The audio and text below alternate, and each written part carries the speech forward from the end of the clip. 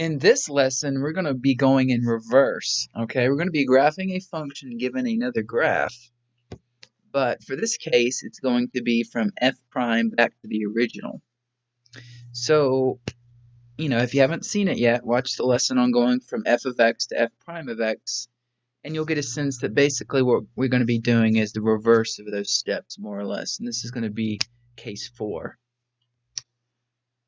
that we're going to be looking at. We still have 2 more cases to go. So here's our graph, and I've already notated some stuff about it. We're going to go into more detail. Our graph is of f prime of x, okay? What are we going to be looking for? We're going to look at a lot of things. First, we're going to be looking to see where this graph is below the x-axis, because this will tell us that the original graph will be decreasing. Remember, it's just the reverse. If the original is decreasing, then the derivative is below the x-axis, and vice versa. In the same way, this is above the x-axis, so the original will be increasing there. We're going to be looking at a lot of other things, and basically we'll be taking the graph of the derivative and graphing the original. So let's take a look. Following is a graph of f prime of x, the derivative of f of x. Use the graph of f prime of x to sketch the graph of the original f of x. So here's our derivative. We want to go in reverse. We want to graph the original. Now, apologize for the x-axis, kind of hard to read. Negative 7 pi over 4, negative 3 pi over 2, negative 5 pi over 4, negative pi, negative 3 pi over 4, negative pi over 2, negative pi over 4. It gets easier to read as you have less fractions. You get to the right. It's going to be 3 pi over 2, 7 pi over 4, and 2 pi. First thing we want to do is see where is f prime of x negative, because again, that's going to mean that the original is going to be decreasing. Why? Because wherever the original decreases, meaning the slopes are negative, the derivative is going to be negative. So it makes sense that the reverse is true. So we can see that this is negative right here and right here. That means the original is going to be decreasing there. So f of x for step 2, f of x is going to be decreasing from negative 2 pi to negative pi and from 0 to pi because f prime of x is below the x-axis there. In the same way, we're going to look to see where is f prime of x positive. Okay, not where it's increasing, but where it's positive. And we're just going to look from negative 2 pi to 2 pi. It's going to be positive on these intervals, negative pi to 0 and pi to 2 pi. And again, that's going to mean that the original is going to be increasing, because by increasing, that means the slope of the tangent lines are positive, so therefore the derivative is positive.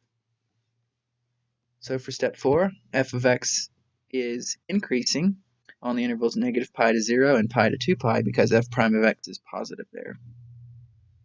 Step 5, where does f prime of x go from positive to negative? Well, we can see on the left here, it goes from positive to negative at negative 2 pi. Then it does that again at 0, goes from positive to negative.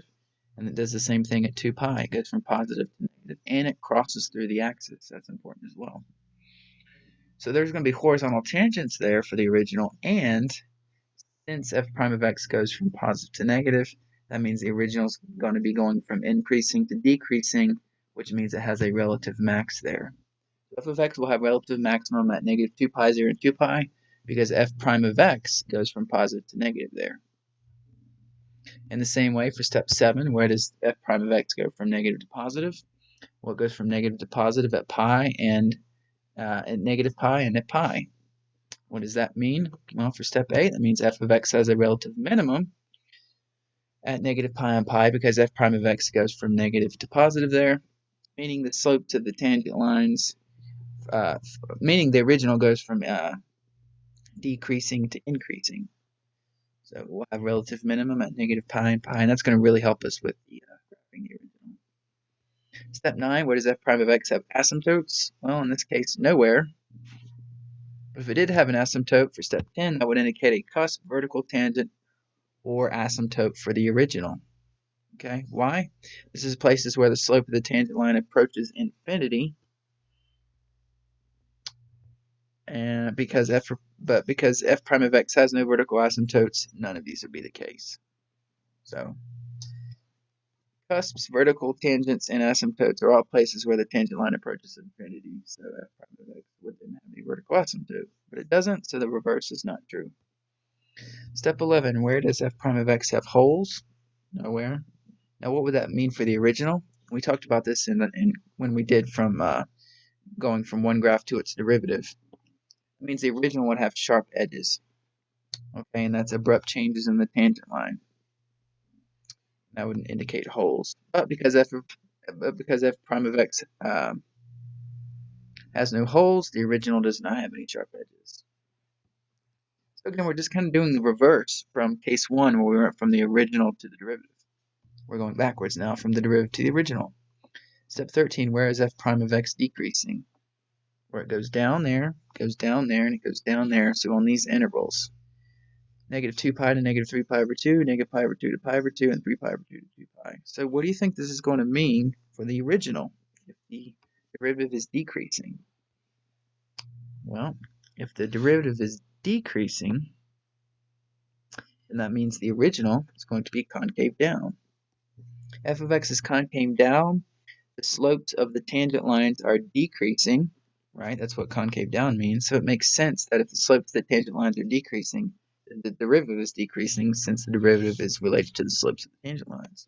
That means the original is concave down on those intervals we just found because f prime of x is decreasing on these intervals. This is going to help us to sketch our graph, know where the original is going to be concave down. Where is f prime of x increasing? Well, from negative 3 pi over 2 to negative pi over 2, and from pi over 2 to 3 pi over 2. That's step 15, and so for step 16, it's going to be very similar from before. That's going to mean that the original is concave up because the slope to the tangent lines must be increasing on those intervals. Why? Because the derivative was increasing there. So that means the slope of the tangent lines for the original increasing, so it must be concave up on those intervals. Okay, step 17. What are the relative extrema of the derivative? We can see it has one at negative 3 pi over 2, negative pi over 2, and 3 pi over 2. What must that mean for the original? Well, that means that the derivative changes direction, right? So that means for the original, the slopes of the tangent line change direction, which indicates inflection points. So whenever the derivative has relative extrema, the original has inflection points, and vice versa, as we talked about before. So we know we're going to have inflection points at negative 3 pi over 2, negative pi over 2, pi over 2, and 3 pi over 2. Now next we're going to plot our points, and I want to spend some time talking about this and why I chose these particular points. If you look at the original, if you look at the derivative, you know the original is going to look like the derivative because this is a trig function. It's probably going to have the same amplitude and possibly even the same period, meaning it will repeat itself in the same way. And that has to do with the constant multiple rule when taking derivatives. So I'm going to put my inflection points kind of the same vertical distance. My inflection points, I'm going to put my inflection points the same horizontal distance they are away from the original. So here are my inflection points on the original. I'm going to put them on the same level for the, let me rephrase that one more time. Here are my inflection points for the derivative. I know that for my original, they're probably going to have the same distance away from each other based on the period of the graph. Now, as far as the amplitude goes, the amplitude of my derivative graph is 2, right? The distance from the x-axis. So when I go to plot my relative min and max, I know it's going to have the same amplitude. Now, just in case we've forgotten, notate what our relative min and max are. So I'll make these points red for my relative max, and points down here in orange are my relative min. And again, we found those already in our previous steps. So this is going to give us a really, really good approximation already of what the graph looks like. So once we plot our relative max and relative mins, and we put where our inflection, now why would I put my inflection points right here, not above here or down here? Well, just again, because on my derivative graph, my inflection points For my derivative graph, my inflection points are in the middle of my extremity. So it makes sense that for my original, it's going to be the same. Now, this does bring up a point though. Does it have to be this way? No, it actually doesn't. The original graph can actually shift up or down as much as it wants to, because all we're really worried about is, since we're given the derivative, that tells us about the tangent lines. It actually doesn't tell us the position of the original, and that has to do with plus c, something you'll learn when you take the antiderivative of something. Because all that matters is the slope of the tangent lines, this could actually shift up or down. So for step 19, we've plotted our points and any asymptotes we have. Now we're going to connect the dots. Now what I did was I put together the information we got for increasing and decreasing. So for example, it was increasing on these intervals. For f of x, it was decreasing on these intervals. Also put together the information on where it was above and below the x-axis. Actually, we won't know that. I put together the information on concavity for the original. So it's concave down on this interval and concave up. So I put concave up, concave down, increasing and decreasing into one chart. I had to go back and look at all the information, and here's what I got. Now, why did I do that? Because you can see they kind of stagger, okay? Just because it's the original's decreasing on a certain interval doesn't mean it's concave up or down, but it does go in intervals of 2. And I did this for the entire chart. And so what this will do is, let's just start out from negative 2 pi to negative pi.